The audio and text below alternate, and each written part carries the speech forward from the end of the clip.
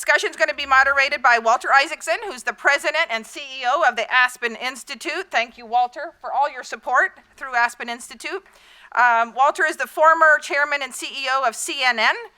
He also authored many biographies, including those of Steve Jobs, Benjamin Franklin, Albert Einstein, and Henry Kissinger, among many other great accolades. The panel, of course, as you see here, includes many other great leaders from health, sports, and physical activity. Our next panelist is none other than Gary Bettman, Commissioner of the National Hockey League. We just had one of our sessions, of course. We talked about NHL and the athlete development model. Gary's here. Gary's also the former general counsel at the NBA, so he knows multi-sports. Gary was recognized by the Sports Business Journal as the 2014 Sports Executive of the Year. Next, we have, I'll read them as they are in here so I don't forget anybody, but Caitlin Morris. Caitlin, raise your hand. Caitlin is the Senior Director of North America Community Impact at Nike. In her work, Caitlin focuses on youth participation in sports, active play, and physical activity, and we get to work a lot with Nike and through the Let's Move Active Schools initiative, and they've been a huge, great supporter, so thank you. Our third panelist is Ginny Ehrlich. Ginny is the Director of Childhood Obesity at the Robert Wood Johnson Foundation, the nation's largest foundation focused on health and health care. Ginny, many of us know Ginny from her previous lives, and was the founding CEO of the Clinton Health Matters Initiative. Next, we have Dean Hovey. Dean, in the middle here. Dean is the CEO of Digifit and was a co-founder of IDEO. Dean was also the inventor of the Apple computer's mouse. How cool is that? Way to go, Dean. All right, and finally we have Edwin Moses. The Edwin Moses. Edwin is the chairman of the Laureus World Sports Academy. Edwin is also a 3-time Olympic gold medalist and 2-time world champion in hurdles. Thank you all. Walter? Thank you very much. Yes. Thank you so much. Also a shout out to Tom Ferry, man. When he came to us with this program, it was so amazing. I didn't figure we knew we could pull it off. And then Bill Mayer, who was our chairman, who's sitting right there, said he would be involved. And I just got an email from Bill earlier today saying this is amazing. So thank you all for what you've done. And of course, Nike and Robert Wood Johnson for helping to put it together. Let me start, if I may, with you, Gary, which is what can the sports leagues and what should the sports leagues do? Since in some ways the sports leagues have driven almost this professionalism of kids into one sport, how do you make it so all kids can play? You know, it's actually a great question, and I've got to answer it on a variety of levels. When people look at professional sports, and probably when all too many parents are watching their children learn a sport, they have these visions of what will happen in 15 or 20 years in terms of adulation, excellence, and money. But to me, professional sports has a broader mandate than that. We have a unique platform that probably gives us a disproportionate amount of attention, either from a business standpoint or even from a sporting standpoint relative to all the cultural things that you can do in life. But I think it's important for sports leagues to use that mantle to set good examples. You talk about athletes as role models, that's one aspect of it, but because of the attention we get, we can deliver messages perhaps as effectively as anyone else. So, for example, and I'll get back to the issue at hand in a second, the NRDC came to us and said, you know, we think you can be a great spokesman for the environment.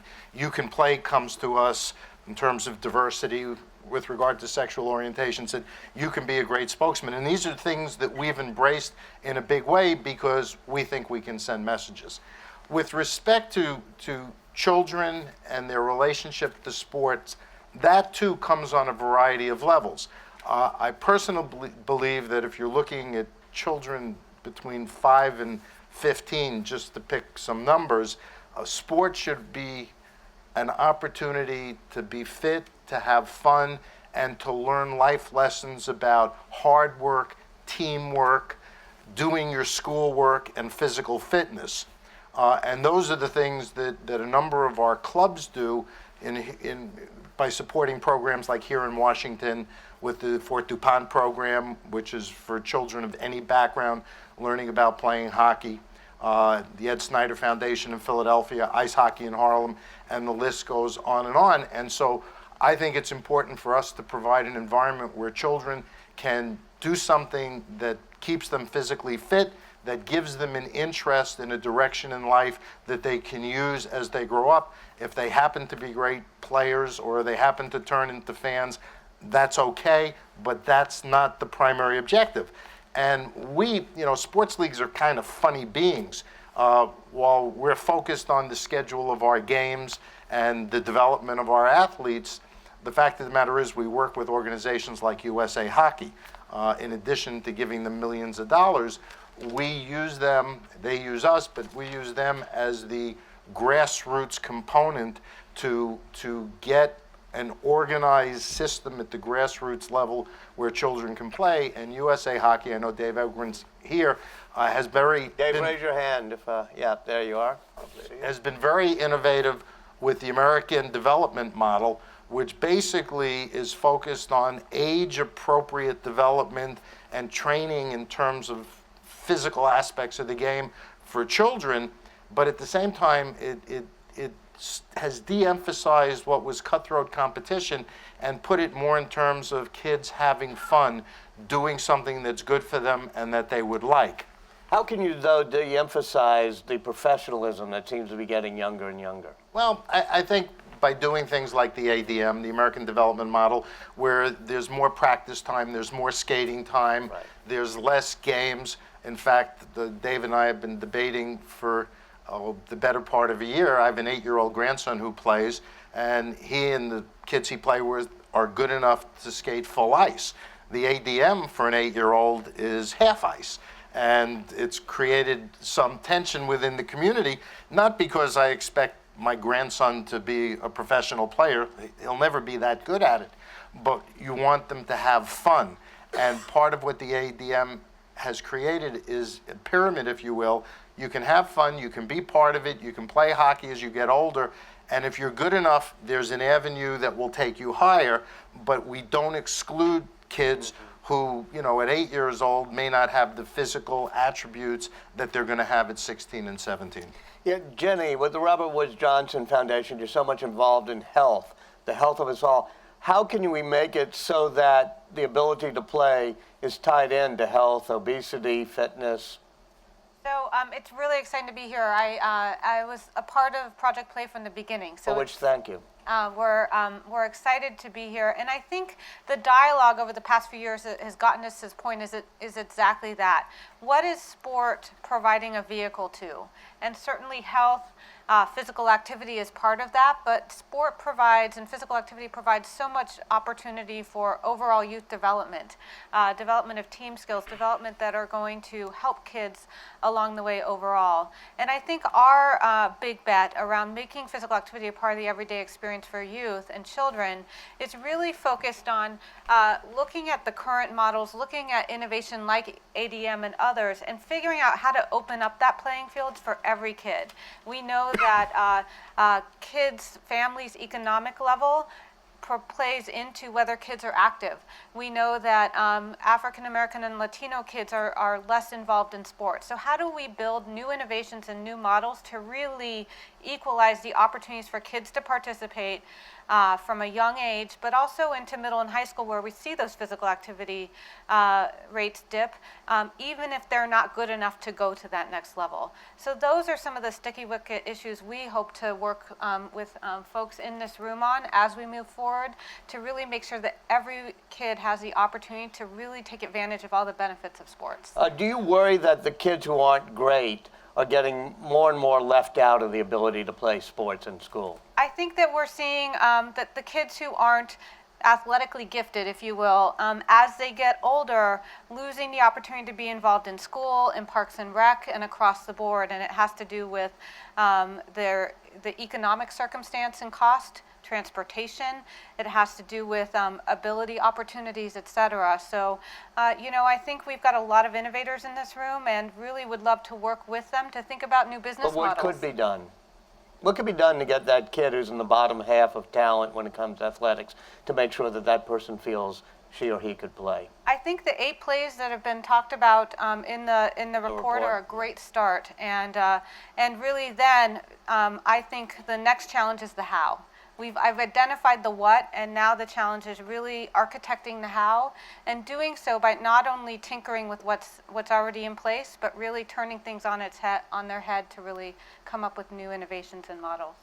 So, Dean, I'm going to come at you from left field, or whatever the metaphor should be here, which is I'm one of those people who do know that you invented the Apple mouse, even if Steve was never thought maybe he had invented it. What you did was you understood that the mouse was not just a device, but it was a way to interface. It was a way to actually connect you to something. What did you learn at IDEO and at your design firm doing the mouse that applies today? I guess the first thing I'd like to say is I remember when Steve talked to me about having been up at Xerox PARC and seeing this fabulous machine, and Dean, we need to make a mouse.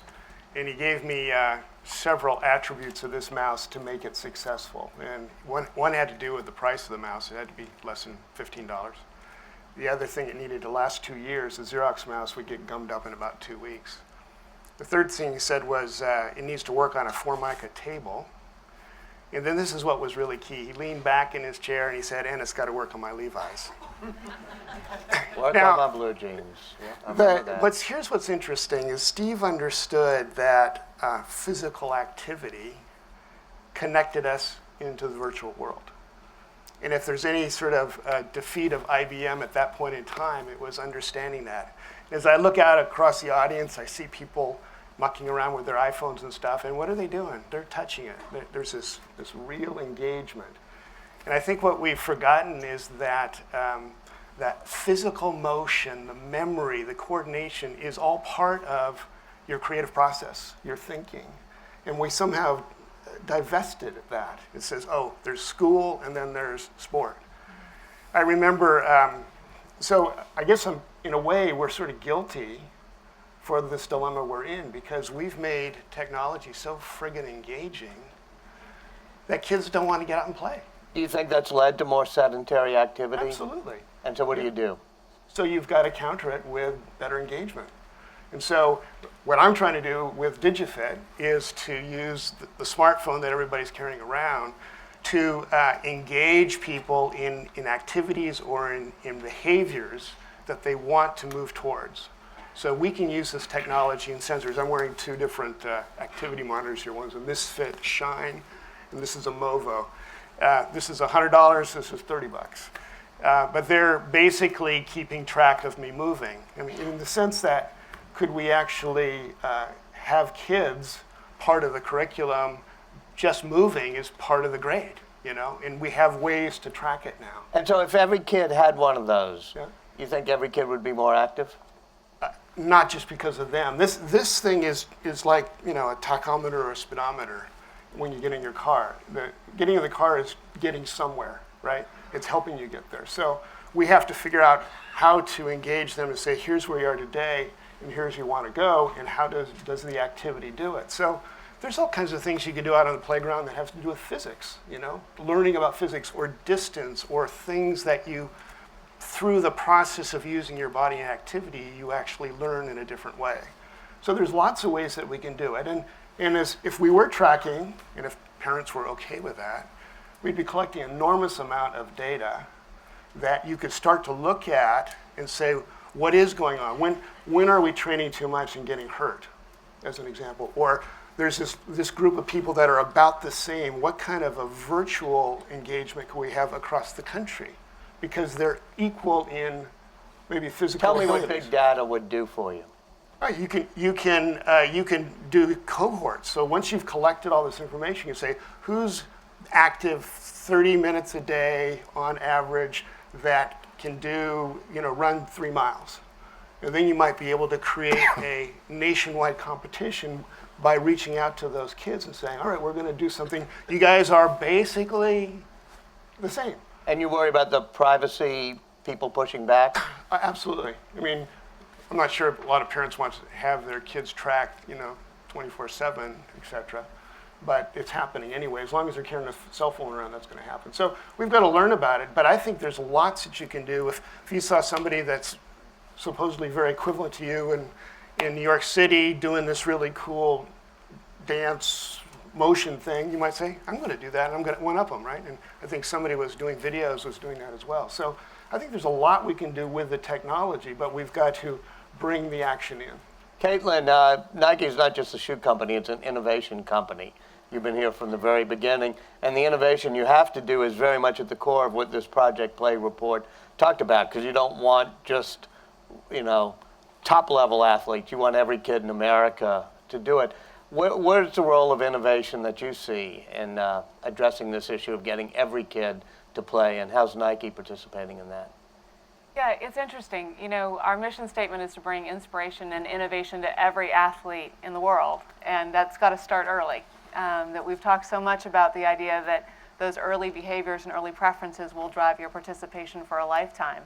But it's funny, I thought Dean was going to sort of not just talk about the technology, but as a design company, when you've got an issue this complex, you always end up taking it back to what is the experience for the user. And so when we talk about all these children who aren't participating, unfortunately, they don't all sit in one big group. We've talked about children who are excluded because they're priced out, children who are excluded because they're pushed out. And so for us, I think the innovation is always focused on which kid are we really trying to serve, recognizing that the product in this case is not necessarily a shoe or a shirt. The product is the quality of the programmatic experience that those kids have. And that sometimes, it's been said before that the future is already here, it's just unevenly distributed. Mm-hmm. And as I've heard, so much of what we talk about in this space is deeply personal. And it's either nostalgia or a nightmare, depending on how you grew up. And we have the luxury of being able to go back in time and look at the things that have worked well, but also remember that it wasn't all perfect. Sitting around in a circle waiting to climb a rope for your turn to be physically active was not a great experience. And as we go forward, it's sort of the innovation is, honestly, it's in front of us already. It's all here, but we have to stay focused on what does that child need to experience? How do we place them at the center of being physically active and what they want? Edwin, I'm going to throw you a curveball too, because we sat in the green room and all went over what we're going to do.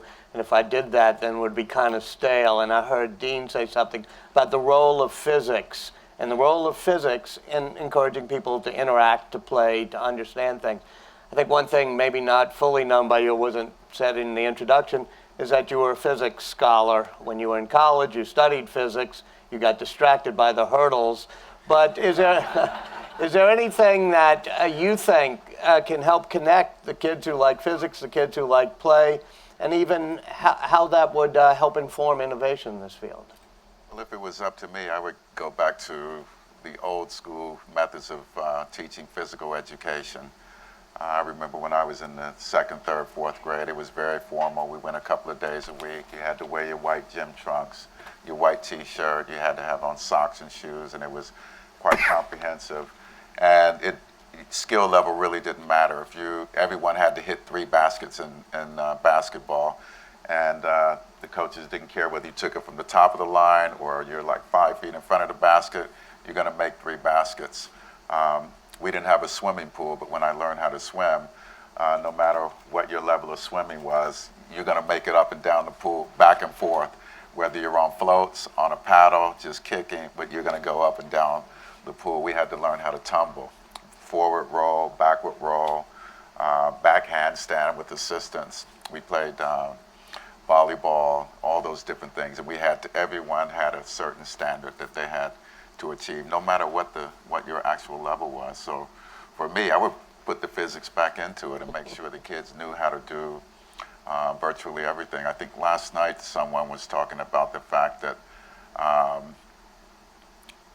injuries, I think in military training, where the military is spending more money treating injuries because some of the recruits don't have the basic knowledge on how to roll on the ground and get up without twisting, dislocating their shoulder.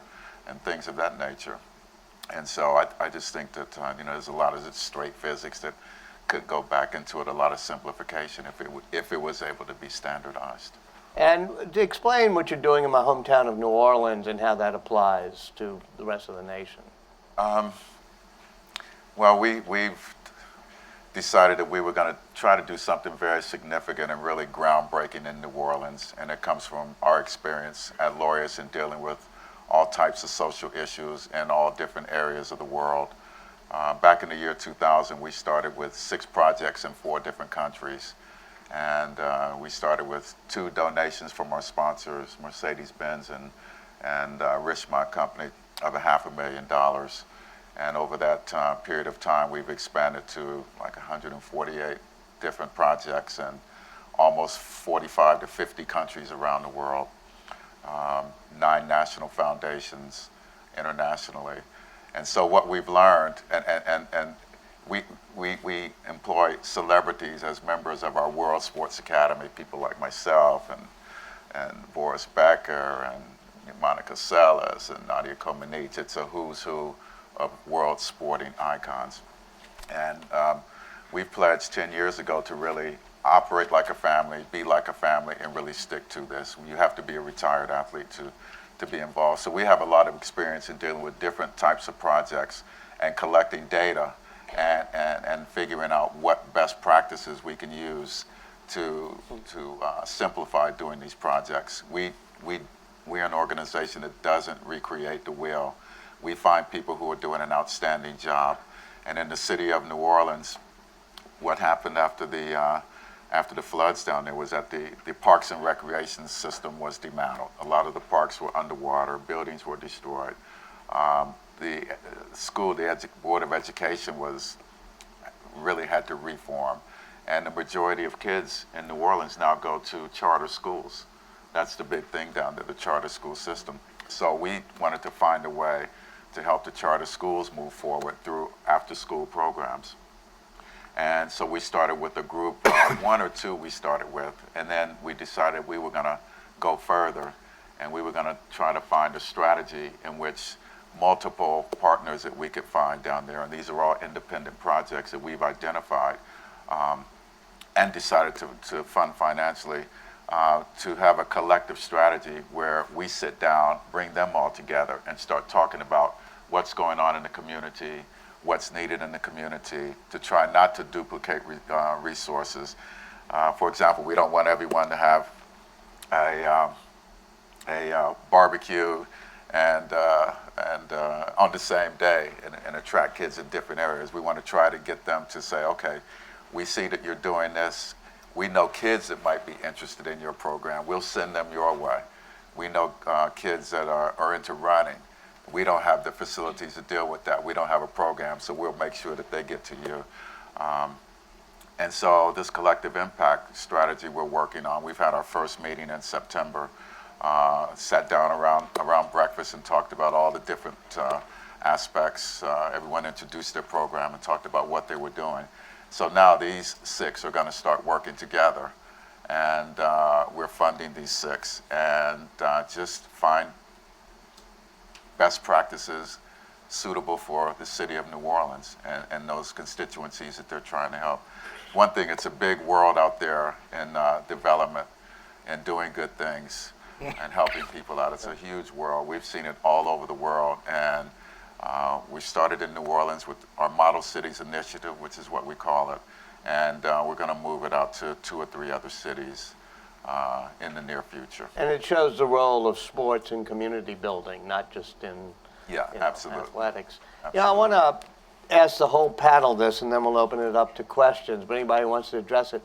What Edwin just described is the type of thing, Rit, in a very specific area that in other countries is sort of performed by a ministry of sport or something. I doubt we would want or should have a ministry of sport in this country, but should there be either a non-governmental or some federal or something that we could come out of the Project Play report and say, we need more coordination and we need some way of organizing all of this? Gary? I think at minimum, and Edwin touched on it when I was hearkening back to elementary school, there needs to be minimum standards. With all the budgetary cutbacks in the local school point. systems, phys ed has become something that's been de-emphasized.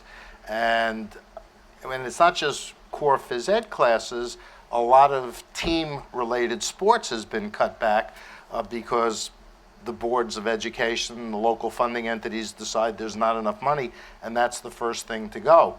And I think it's important, and I'm not sure, if you try and look at this on a nationwide basis, you'll get lost and it'll be hopeless. It's not quite one child at a time, but it's one community at a time where you've got to try and do things that will make a difference.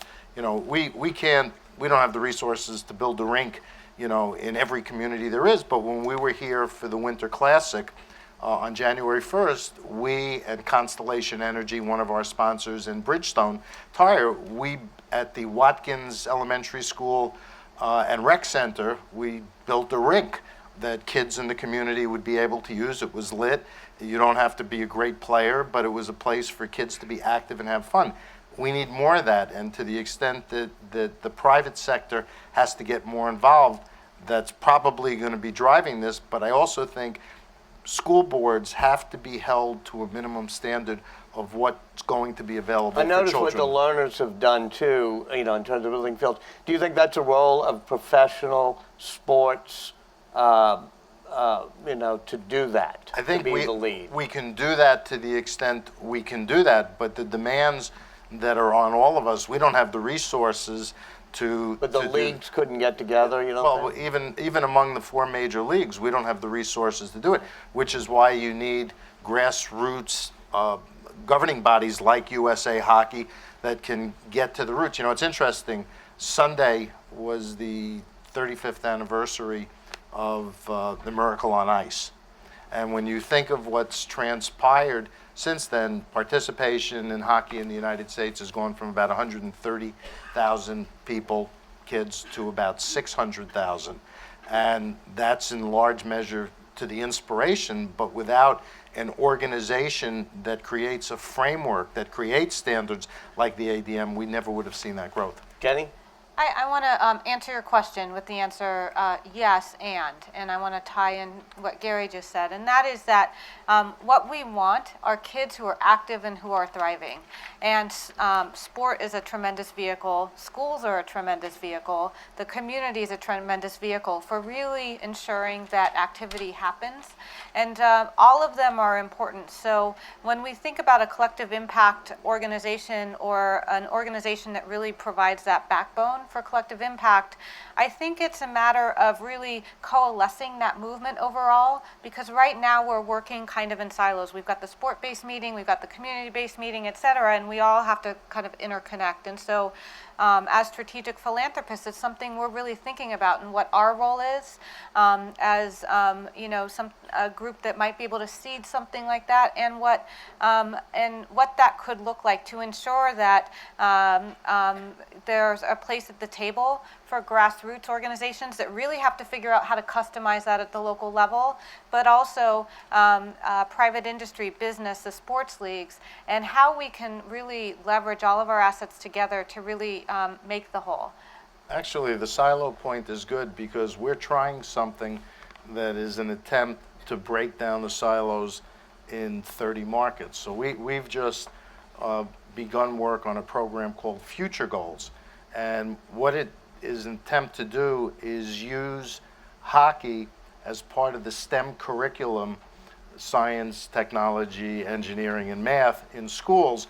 And we think by interesting students, children in sport, but using it academically, it will encourage them to want to participate in the sport. And that's something that we're rolling out across all 30 of our clubs.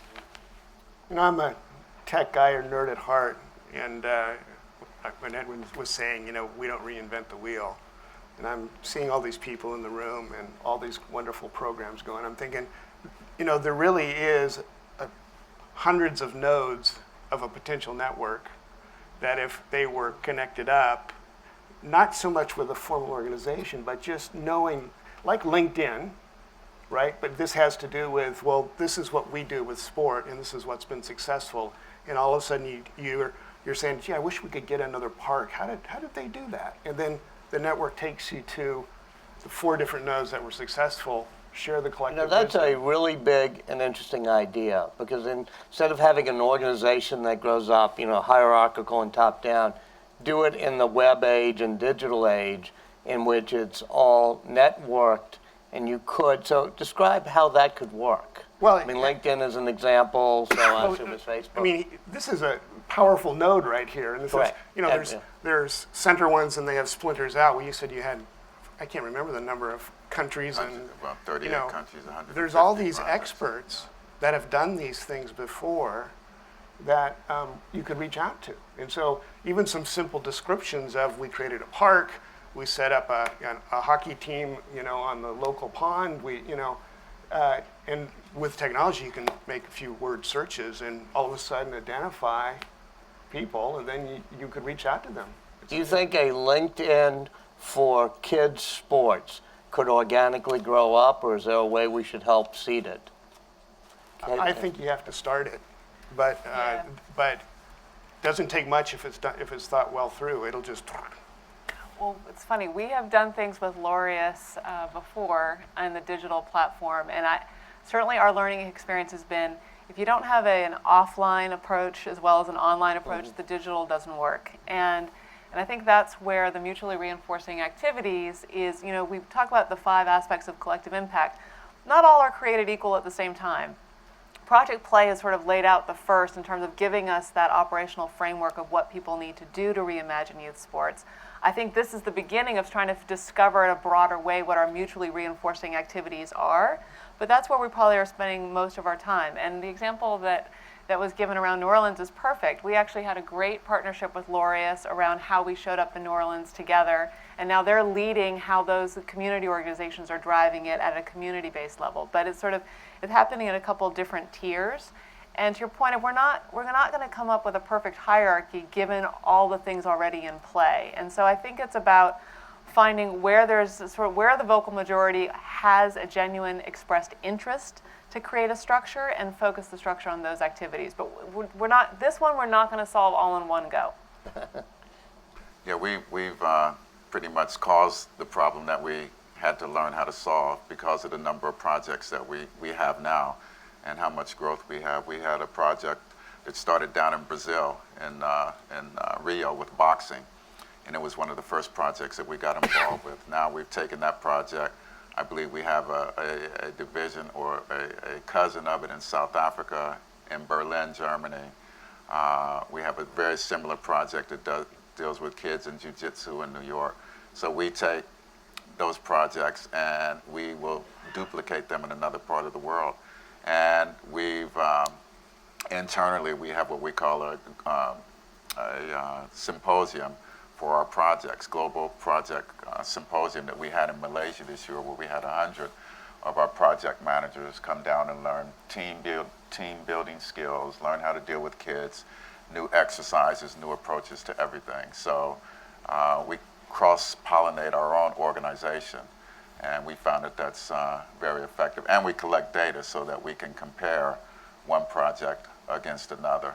And so that's what we want to bring to model cities and New Orleans. Let me open it up. I know there was a microphone, but also just raise your hand. We're all family here, or shout, or a microphone will find you. Lots of questions. Yeah. So, sort of a small sport question. First, Dean, I want to say I'm a fencer.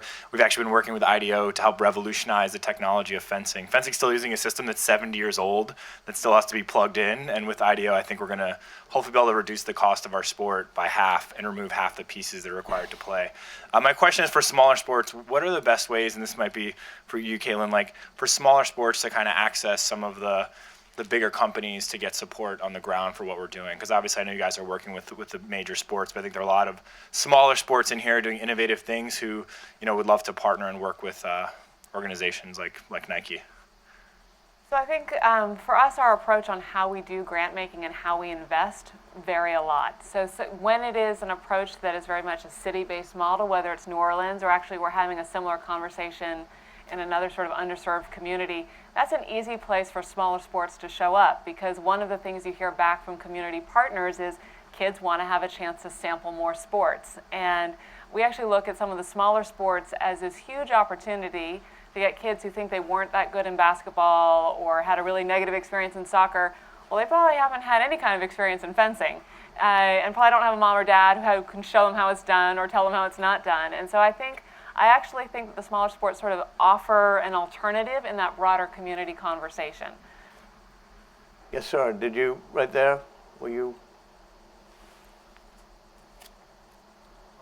Hi, my name is Richard Way from Canadian Sport for Life, and I think when we talk about sport, if it's a positive experience, and everybody in the room believes and loves sport, so when we talk about sport, we all engage around it. But there's a whole bunch of people outside the room that didn't have that positive sport, and that's been talked about today. So I think in terms of our terminology and our usage of words, that we need to speak more about quality sport. You know, coming from Canada, there's lots of hockey in Canada, and there's actually lots of poor hockey with poor coaches. And so we need to talk about quality hockey, quality sport, to then shift that agenda so that people who aren't in the room, that we want to be active, go, okay, well, quality sport, that's something I can engage in, rather than sport that I know it is a negative experience. So just, if there's any thoughts regarding that, comment? My first thought is we have a lexicon problem. And we've been talking about this for 2 years, that again, if who we're trying to attract our kids, and we ask them, well, what do you think of as physical activity or exercise? They were like, that's something you have to do, kind of like eating broccoli or flossing. Play is a great word until about 8 or 9, and then if you play sport, then it's sport, and if you don't play sport, then it's non-physical activity sport.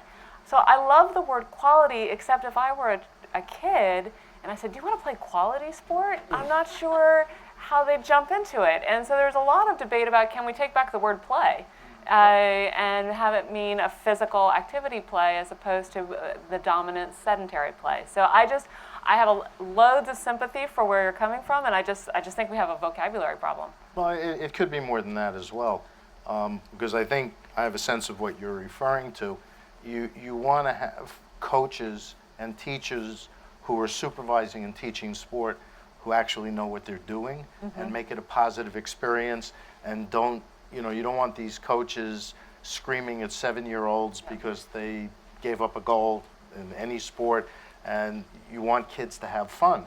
And I think in Hockey Canada's case, or in USA Hockey's case, they make it a point of making sure that coaches are properly trained and vetted so that the adults who are participating don't mess it up for the kids.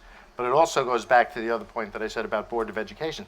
You do need standards. You need to create an environment where people can feel that they're getting a quality experience.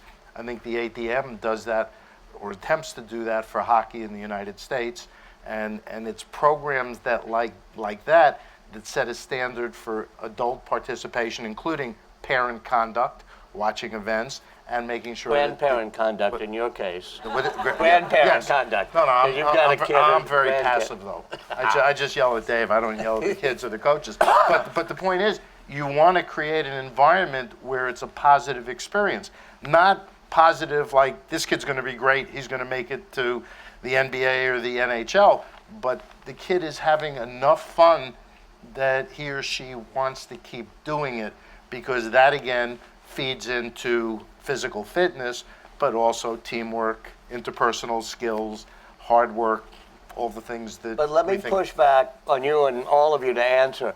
Are we developing now coaches, including, with the, the hockey coaches in high school, that are trying to develop kids that are going to be great professional hockey players and teams that are going to win over kids that are going to have fun and play and be active? That's a great question, and I think there are a variety of programs, and there need to be enough different types of programs. So if you've got a child that's excelling, there needs to be a place where that skill can be nurtured and developed, but there needs to be a place and a role for children and coaches who just want to have fun because they love the sport, whatever sport But are it is. you all seeing the diminishing of that second role over the past 2 decades? For us, we've been encouraging the contrary. We want it to be as broad-based and as open. That's why Saturday we had a program in 300 rinks, try hockey for free. Yeah. USA Hockey organized it. 9,000 kids, I think it was, tried hockey for free. And we wanted to encourage children who might never have heard of the NHL or have any interest in playing in it. We want them to have fun playing hockey. Because that was the underlying thing when I read the Project Play report, that we have to keep our eye on that ball or that puck or whatever it is. Yes, sir. Well, I think we're sort of saying it, but I think the challenge is we have to go a little bit deeper here, that youth sports, which is a positive in many people's minds, and certainly professional sports, you're referring to your desire to reach the whole culture with it, but in a lot of people's minds, that train has left the station. So we have to be able to talk in a way that beyond lexicon, in a fuller sense of, like a few minutes ago, you said youth sports, you see what I mean? And that sort of just means a certain portion of the group that we're concerned with around here. So I don't have the answer to it, but I think it's a real challenge for us to go a bit deeper in terms of struggling with how do we want to present this in terms of a movement to impact our society, you see what I mean? And that way, when we begin to talk, nobody feels excluded the first time a word comes out of our mouth. Let me let Jenny or Edwin both come at it, which is youth sports can feel exclusive, youth play can feel almost too inclusive, but how do we get closer to the youth play model? Edwin, you want to start? Our organization put together an article that appeared in Huffington Post, and we talked about really there's 2 different lines here. One is like what we call sports plus, where you use sports to build sports people for high performance, to get kids into a tennis or a volleyball or track and field at a young age and develop them. And then you have plus sports, which is what we do at Laureus, where we use sports strictly as a tool for social change, where we will identify something that's lacking in a kid's life, or go to a place in the world where that project is there to address and attack this issue. So there's 2 different lines there, and you have to distinguish between the 2. I was just in Shanghai and Beijing about 10 days ago, and I don't know if there's anyone from the sport of soccer in here. I would imagine that there is. But what the Chinese are going to do, they are getting ready to start up 20,000 soccer clubs all around the country because they want to be #1 in soccer. And I was at a meeting sitting right next to one of the assistant sports ministers. That's what they're doing, like starting immediately. So they will be attacking it from both ends. #1, from a youth fitness participation point of view, but when those kids get good, they're going to be on the national soccer team. But there will be 20,000 soccer clubs going up in China in the next That's why you year. need a So when ministry. it comes to World Cup and women's soccer and everything, Caitlin and then you. Yeah. they will approach it in a very different way that we can because of their centralized system. Caitlin and Jenny? Yeah, to this point of going deeper, I do think it's going back to broadening the definition of sport, but it's also, again, if we have one principle, it is placing the kid at the heart of this experience. And if that is what guides us, rather than us superimposing adult expectations on what is supposed to be for kids, we'll come out with the right outcome. It will not be the same outcome. We heard from very different kids on stage this morning. One who wants his coach to focus, and one who sort of said, hey, you know what, organized sports isn't for me, but there are other things that are sport. And we have to respect and lift up both. Jenny, you... yeah. And I think on the lift up and the question in terms of what we need, it's the messaging, right? It's figuring out how to tell the story so that it feels inclusive, but it's also the spread and scale. To your question about coaches, the answer is in some cases yes. And how do we take and lift up the lessons learned, the great stories, and really start to change the narrative, but also start to scale and spread what we know works from a variety of efforts that Laureus is doing, that the leagues are doing, et cetera, and many people in this room, and bring them to scale. That's, I think, our next challenge. Yes. The podium is blocking me, but you get to Yeah. speak anyway. Sorry. My name is Casey Millen. I'm here on behalf of Scholastic. And just given the nature of these discussions, I'm curious from a classroom perspective, how do you integrate physical activity into the broader curriculum? You know, I know that Commissioner Bettman talked about how physical education is traditionally siloed, or physical activity rather, is traditionally siloed into physical education. But given these cutbacks in phys ed, how do we start the discussion about integrating this activity into a science class or a geography class? Well, I think that's what I was talking about before with future goals. We're actually working with boards of education in our 30 markets to get them to use sports to teach science and technology, et cetera. And hopefully that will, in addition to making the core curriculum more interesting, will also encourage children to want to play the sports they're learning about. Questions? Or Caitlin, go ahead, but raise your hand if you have a question. There's a lot of work going on in that space, whether it is using sort of kinesthetic learning to kind of get to your educational outcomes, or if it is simply getting kids to move in the class for classroom management and sort of focus. I mean, the New York City Department of Education has a big program, Move to Improve, which is really about scaling that in the classroom. Mm-hmm. Thank you. Given the experience that you have with projects and either funding projects or initiating projects, it made me think of when Caitlin said, well, we've tried a lot of online, but then we go offline. Or Edwin, you talked about like going and getting into the community first and listening. Given this whole day is really trying to get us to take action, to go home and do something, are there some general guidelines that you could give us from your experiences of like best practices if you're going to try to initiate change? And you know, because some projects work, some don't. I think of like research and development and the drug companies, it's about 4% success rate. But how do we maximize the effectiveness? You know, what are some guidelines you might suggest? Storytelling. Think through that experience that you went through and identify the learnings, which are the failures, and place people in the story and create that story and package it out.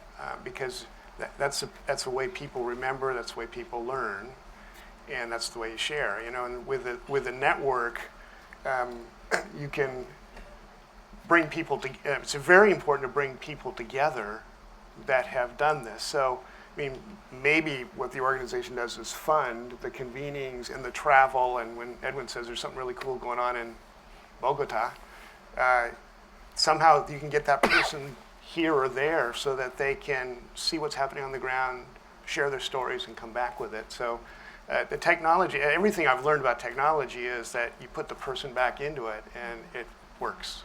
So keep it kid focused is what Caitlin said too.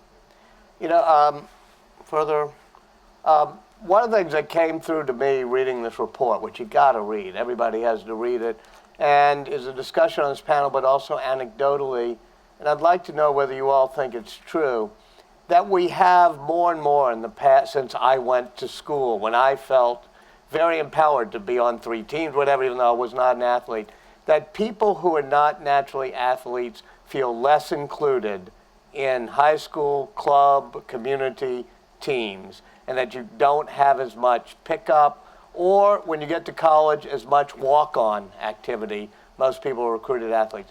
Is that a true problem, and is there a particular way we can attack that? Caitlin?